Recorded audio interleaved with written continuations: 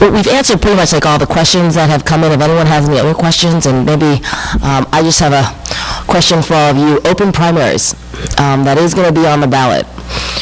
What do you feel about that? We have a large number of declined to state voters these days, and they just don't identify with either party. And so, what do you think? We do need one of the reform areas that we would like to see addressed in a constitutional convention is the method and the process by which we select our elected officials. It doesn't work. California is a pretty purple state. It's not rabid red or rabid blue. We're largely a moderate voting bloc of people. But if you look at the legislature and how we select our elected officials, you have the real race in 99% of our elections is in the primary, because the seats are so safe that in a primary, whether it be a Republican primary or a Democratic primary, the candidate that wins is generally the one that runs closest to the base, either farthest to the left or farthest to the right. So that's where the real election is, and you get perhaps not the purple candidate, but the deep blue or the scarlet red. And when they get to Sacramento, they can't talk to each other. And you have a system and a dynamic that's dysfunctional. What we would like to see is some sort of electoral reform, be that open primary, be it some other method, where we get a more representative type of elected official going to Sacramento. And that's just one. I don't think particularly that the open primary solution is going to solve any of our problems in any large measure. I think it's a very small part of the problem, but it's a piece that needs addressed nonetheless. So what people call the open primary is really a top two primary. An open primary is something that political scientists would call a different system. So under the top two system, what happens is candidates from all political parties run in the same primary, and then only the top two vote getters advance to the general election. So whereas people call this an open primary, I refer to it as a closed general election, because your choices are going to be limited to two candidates in the general election, and that might be two Republicans or two Democrats.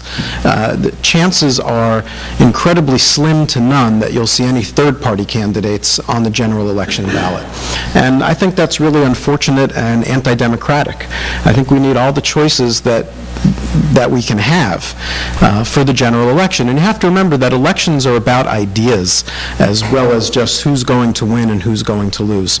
Another problem with the top two is that if you have so many candidates running in the primary, that it takes a very small percentage of the vote to advance to the general election. So that really increases the possibilities of having so-called spoiler candidates. You can have a whole host of moderate candidates, and if they all split the vote, then the chances are heightened that you're going to have extremists elevated to the last election, to the decisive election. So as you can tell, I'm not a fan of the top two system. There's much better ways, including ranked choice voting or proportional representation, to increase representation. And I'll just add one more thing, and that is that a number of proponents claim that the top two results in more moderate candidates, but we really have yet to see any data or research backing that up. Yeah, speaking not just as Robert Cruikshank Courage Campaign, but also as Robert Cruikshank, member of the California Democratic Party Executive Board and of the Monterey County Young Democrats, it's a terrible idea. And as a constituent of the senator who dreamt the idea up. Unfortunately, yes. Unfortunately, yes. I am a born and raised Californian. I did live in Washington State for about 7 years, fairly recently, where this was adopted actually in the year 2006, the top two model. And what it does is it pushes primary fights out into the general election. You have a lot of districts that are fairly red or fairly blue. You'll have, instead of the Democratic primary being resolved in June and everyone coming together in the summer and working hard to elect Democrats in the fall, you're going to have that primary fight pushed out into the general election. And that will take away from the other necessary unity work that needs to be done. If people are, still in their corner for their own Democratic candidates, they're not going to be coming together to repeal Prop 8. They're not going to be coming together to elect a Democrat to the governor's office or to the presidency. Another problem, and that's actually what's happened in Washington State. All these primary ballots get pushed down to the general election. It's a waste of money, time, and resources. The other interesting effect of, as I understand the law written in California that Ava Maldonado snuck through, resembles a Washington State law in the fact that you can essentially pick your party designation on the ballot.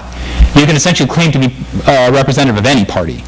You're not limited to Democratic, Republican, Green, whatever.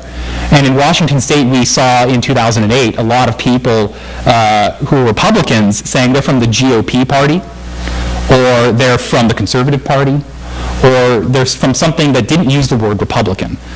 Because, as I'm sure most of you know, good Democrats in this room, Republican is something of a dirty word these days, especially for many Californians, for many Americans. And I think you might see the same thing in a place like San Bernardino or Fresno, where voters should have the knowledge of which party that candidate is affiliated from, and it might be a Democrat, who lists as something else. It doesn't do much for transparency. It doesn't do much for party unity. I think that's actually the purpose of this. The reason Ava Maldonado wants it on the ballot is to divide Democrats and force them to waste their money, time, and resources in extended primary battles.